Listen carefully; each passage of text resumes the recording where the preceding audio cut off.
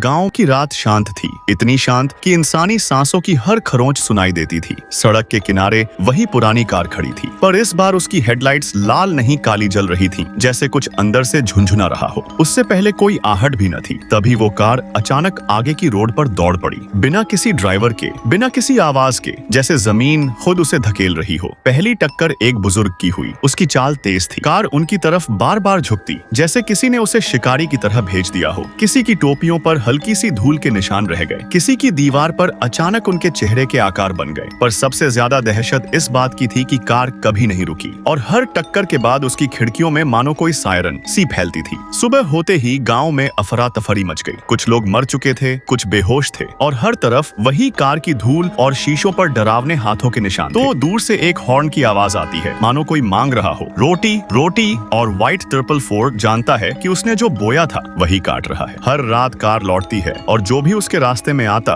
वही उसकी भूखी सजा पाता है। डर जब चरम पर पहुंचा तो गांव ने मिलकर फैसला किया, पूजा करके इस भयंकर चीज को शांत करना होगा। सब लोग रात को कार के पास इकट्ठे हुए। व्हाइट 444 भी आया। उसकी आंखों में घबराहट थी और हाथ कांप रहे थे। पर पूजा शुरू होते ही कार ने अचानक जोर से हॉर्न बजाया, एक इंसानी चीख की तरह, और हवा से मानो एक परछाई निकली जिसका नाम था ठुनठुन साहुर। उसी परछाई ने व्हाइट 444 की यादें छेड़ दी। कैसे उसने और कुछ लोगों ने ठुन पर ठहाके किए। जो लोग भागने की कोशिश कर रहे थे, उनकी टांगों के पास हवा की एक लहर ने उन्हें रोक दिया और कार ने जोरदार ठोकर मार दी। 3 लोग वहीं गिर पड़े और उठ नहीं सके। उनके चेहरों पर डर की थरथराहट थी, पर कोई भी दृश्य घोर ग्राफिक नहीं था। बस जिंदगी रुक गई, सांसें थम गईं और सुबह उनके घरों में अंधेरी खालियां रह गईं। व्हाइट 444 चीखते हुए अपनी ही गलती पर पछताने लगा। उसकी आंखों के सामने ठुन की नीची मुस्कान चमकी, पर वह मुस्कान आज बदली हुई थी। अब वह रोटी नहीं बल्कि बदला मांग रही थी।